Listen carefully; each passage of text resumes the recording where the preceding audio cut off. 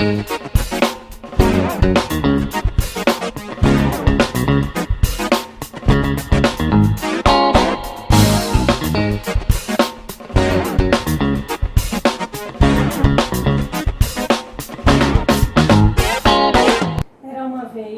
garota branca como a neve que causava muita inveja por ter conhecido 7 anãos, mas vários morenos de 1,80 m. Vacina de 3 doses, hepatite B. Eu me amo, eu me previno, eu tomo vacina. Procure a unidade de saúde e proteja-se. Alugam-se casas de praia ou aluga-se casas de praia? Desculpa, Scooby, não pôde ir com a gente? Cachorros não é permitidos em ônibus escolar. Au. Olá, meus gatinhos, estamos aqui para mais um encontro nosso, mais uma aula de língua portuguesa. E hoje a gente deu aquele stop e a gente parou um pouquinho para rever algumas coisas e agora vocês vão entender sobre os exemplos que vocês acabaram de ver há pouco na abertura desta aula. E hoje a gente vai estar revisando vozes verbais. Vozes verbais, sim, a voz do verbo que ele quer expressar, qual o papel do verbo dentro do contexto, né? E aqui a gente vai estar revendo todo esse conteúdo que foi conteúdo do nosso módulo 5 e 6, tá? A gente vai estar dando uma paradinha e revendo tudo isso e hoje a gente vai dar início por meio deste assunto que são vozes verbais. E aqui eu trago os 3 tipos de vozes do verbo, que a gente fala de voz ativa, voz passiva e voz reflexiva. E hoje a gente vai estar aqui debatendo e explorando um pouco mais sobre essas vozes e o que ela indica dentro do contexto, qual é o papel dela ali, qual o papel e qual é o agente, se ele é ativo, se ele é passivo, se ele sofre aí a ação, se ele pratica a ação verbal. E esse é o conteúdo de hoje. Como a gente já viu, que é um assunto que foi apresentado para vocês aí no módulo 5, vozes verbais, hoje a gente vai estar revendo um pouquinho sobre voz ativa. Quando é que o meu verbo ele é uma voz ativa? Quando o sujeito é quem é o agente da ação. Quando eu falar que ele é agente da ação, eu estou dizendo que ele é aquele que pratica a ação verbal, ou seja, ele é aquele que ordena, aquele que executa a ação do verbo, atividade ou estado. Como a gente já sabe que verbo é a palavra que indica ação, estado, mudança de estado, fenômeno natural ou da natureza, hoje a gente está vendo que o verbo na voz ativa é aquele que executa a ação do verbo, ou seja, é aquele que pratica a ação, que pratica a atividade ou o estado. E percebam no primeiro exemplo da abertura dessa aula ali, naquela propaganda de Branca de Neve, ela está em que estado? A gente consegue ver ali pelas expressões, pelos trejeitos dela e pelo enunciado, não é? Branca como a neve, em vez de ter encontrado ali morenos de 1,80 m, ela encontrou 7 anões e a gente vê o estado de satisfação. E ali a gente tem exemplos de vozes verbais dentro da propaganda do perfume em questão, tá? Então agora a gente vê um pouquinho sobre a voz passiva, sabendo que a voz passiva é aquela que tem as suas subdivisões, aquela que vem para voz passiva sintética, quando é sintética, quando não é. É isso que a gente vai também estar debatendo hoje nesta aula de revisão. Quando a voz é ativa, a gente já sabe que é aquele que pratica a ação verbal, é ele que executa. Quando eu falo de voz passiva, como o próprio nome já diz, o verbo ele é paciente, ele não executa a ação, ele sofre a ação verbal. Então existe aí uma diferença entre voz ativa, que é quem executa, e a voz passiva, que é quando ele vem aí sofrendo a ação verbal, que aqui eu coloquei como é o sujeito paciente da ação verbal. Quando eu digo que ele é o agente paciente é porque ele não está ali na ação do verbo, ele sofre a ação verbal. E temos também a voz reflexiva. Como o próprio nome já diz, que ele é reflexivo. Ele é um sujeito, no mesmo tempo de que ele é agente, ele é paciente da ação verbal. Ele tanto executa a ação como ele sofre a ação verbal. Ok? Então aqui são os três tipos, as três vozes do verbo, que assim a gente chama de vozes verbais. Quais são elas? Voz ativa, voz passiva e voz reflexiva. Lembrando que a voz passiva é aquela que tem a sua subdivisão, que a gente fala de voz passiva analítica e voz passiva sintética. Aqui eu também coloquei na voz reflexiva, que é quando ele fala, ele pratica a ação e ele sofre a ação verbal. Ele cortou-se com uma faca. Ela arrumava-se para seu namorado. Sempre a voz reflexiva vai vir sempre com os pronomes apassivador se, que é aquele que dá a ideia de condição, de possibilidade, tá? Nada muito certo. Então o pronome apassivador ele dá essa ideia aí de possibilidades. Aqui eu coloquei um exemplo de voz ativa e voz passiva. Quando está a voz passiva? Carlos quebrou o copo. Passando essa mesma frase para uma voz passiva, que é quando ele sofre a ação verbal. Ficou o seguinte: o copo foi quebrado por Carlos. Dentro do livro de vocês, como também no exercício, na época que a gente viu essa aula, eu passei alguns exemplos para que vocês passassem da voz ativa para a voz passiva e da voz passiva para a voz ativa. E percebam que existe essa diferença sim dentro do contexto. Carlos quebrou o copo. O verbo aí ele está fazendo a ação de quebrar o copo. E aqui a voz ele é passiva, é quando inverte o jogo e o verbo ele não pratica mais a ação, ele sofre a ação verbal, que é quando eu digo que o copo foi quebrado por Carlos. Aqui eu tenho um exemplo da conversão da voz ativa para a voz passiva e eu coloquei aqui nesse esquema para que vocês pudessem entender direitinho e deixei aqui tudo explicado em azul para que vocês possam anotar, que faz o seguinte: na voz ativa ficou assim: João inventou a imprensa. Sujeito João, o verbo inventou, que é do verbo inventar, a imprensa, que é o meu objeto direto, uma vez que eu tenho um verbo transitivo, o meu objeto ele é direto, ok? Aqui eu falo da voz passiva. A imprensa foi inventada por João. João não inventou mais a imprensa. O verbo aqui ele não está mais praticando a ação, e sim ele está sofrendo a ação verbal. E é essa a ideia que dá a voz passiva. Aqui eu coloquei o seguinte: o sujeito agente da voz ativa passa a ser agente da passiva. O objeto direto da voz ativa passa a ser sujeito paciente da minha voz passiva. O outro ponto que eu também coloquei aqui para vocês foi o seguinte: o verbo da voz ativa transforma-se em particípio precedido do verbo ser, no momento, no tempo em que a voz verbal ela é ativa. Lembrando do verbo aí no particípio, a, do, é, do, ido, são as terminações deste verbo. E aqui eu coloquei dois tipos de voz reflexiva. A gente já viu a voz ativa e a voz reflexiva, e agora a gente vai ver um pouquinho da voz reflexiva. A gente viu da ativa e da passiva, perdão, e agora a gente vê esse ponto da voz reflexiva.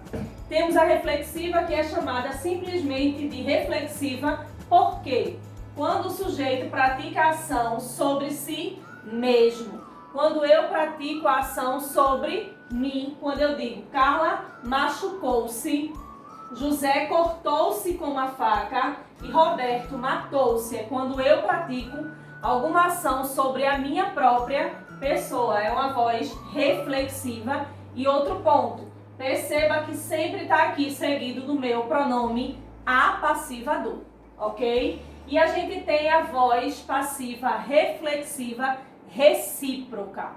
Quando eu falo de recíproca, a gente fala de reciprocidade, ou seja, da maneira que eu eu dou, eu recebo, é algo igual. O amor que eu retribuo para o meu filho, eu recebo em troca, ok? Então, algo recíproco é essa ideia de ser igual. Então, aqui a gente tem a voz reflexiva recíproca. Será chamada de recíproca quando houver dois elementos como sujeito.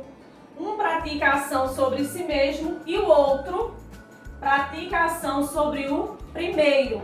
E aí eu coloquei, para ser uma voz passiva reflexiva recíproca, a gente já sabe que ele tem que haver dois sujeitos. Um pratica sobre si e o segundo sujeito ele pratica sobre o outro. Então, se eu já tenho dois sujeitos, eu já sei que a minha voz vai ser recíproca, ok? Aí aqui eu coloquei, Paula e Renato amam-se.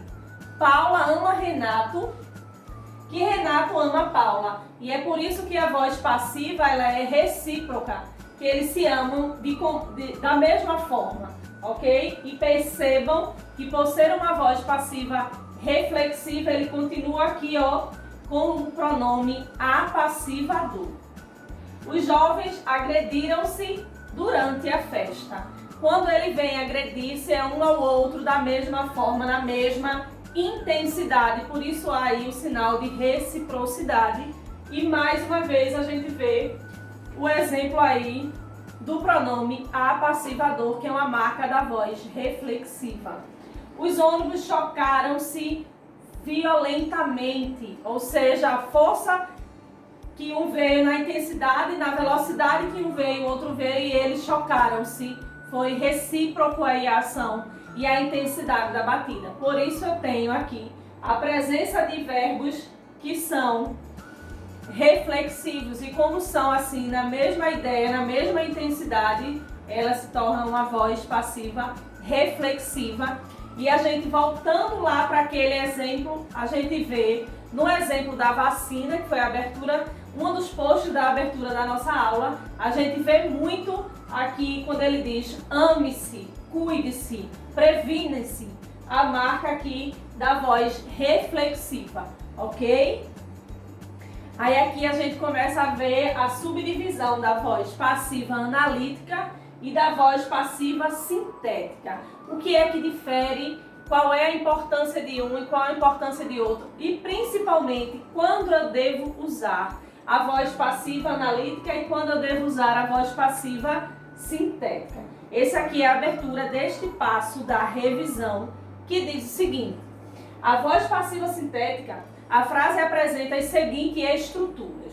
Eu já exemplifiquei ali na propaganda, falei um pouco sobre ele, agora eu trouxe a estrutura, como a gente sempre fazia no quadro, nas nossas aulas presenciais, que eu colocava o seguinte: sempre na minha voz passiva sintética, a gente vai haver essa sequência, ok? Verbo transitivo direto, pronome apassivador se e sujeito paciente, porque ele precisa dessa estrutura. Primeiro eu preciso de um verbo, porque eu estou falando de vozes verbais. Porque ele é um transitivo direto, porque é um verbo que necessita de complemento. Lembrando que os verbos que necessitam de complemento são aqueles que transitam aí dentro da oração, ok? Então a gente já sabe que para ter uma voz passiva sintética eu tenho um verbo transitivo direto. Quando ele é direto, quando eu não tenho aí nenhuma preposição que faça de ponte entre o meu complemento e o meu verbo. Então eu já tenho um verbo transitivo direto, ok? Mais um pronome apassivador, que é o meu pronome se, que é aquele que dá a ideia de condição e de possibilidades. Se por acaso, se, esse se aí chamamos de pronome apassivador, seguido de um sujeito paciente. Por que ele é um sujeito paciente? Porque eu estou falando de uma voz passiva. Ele não vai estar ali executando a ação, praticando a ação verbal. Ele está ali recebendo a ação verbal. Por isso ele é uma voz passiva, ok? Então eu preciso dessa estrutura. Eu tendo esta sequência gramatical, eu tenho uma voz passiva sintética. Verbo transitivo direto, pronome apassivador mais sujeito paciente, ok? O outro ponto, frase sobre voz passiva sintética. Muito comum, vocês podem ver aí, ao vocês saírem, e é uma das pesquisas que a gente vai fazer, como eu falei para vocês na aula passada, que ao longo das aulas eu iria fazer alguns questionamentos e vocês iriam estar aí me respondendo por e-mail ou guardando a sua resposta para o nosso encontro remoto.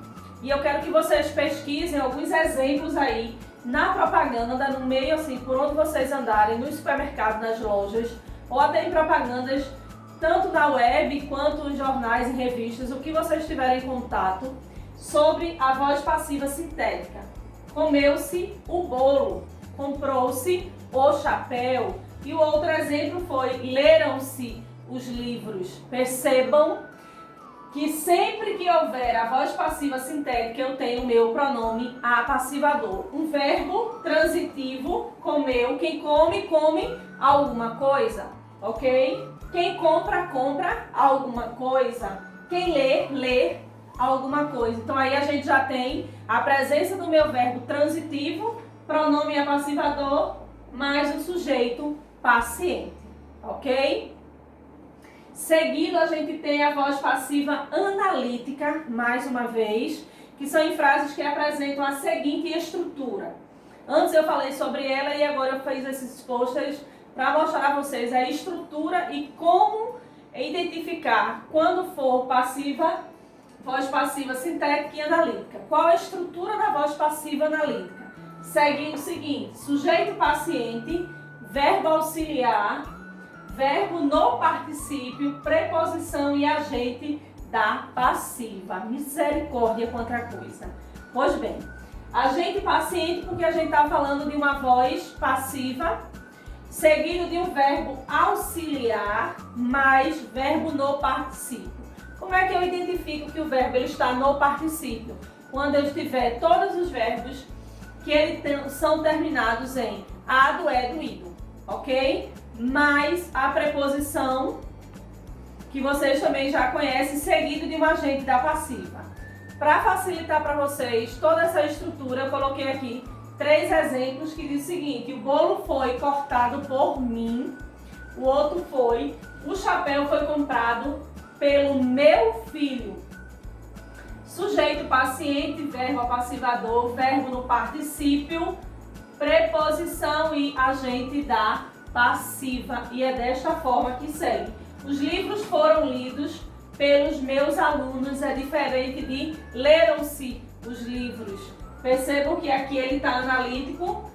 Sujeito paciente, verbo auxiliar, verbo no particípio, mais preposição e agente da passiva, ok? E agora eu digo a você o seguinte: qual é a voz do verbo ver? E eu vou ler agora para vocês essa tirinha e eu quero que vocês me respondam aí, tá? Você leu isso? Aqui diz que a TV é um veículo de cultura. Um veículo de cultura? Se eu fosse a cultura, saltava o veículo a pé.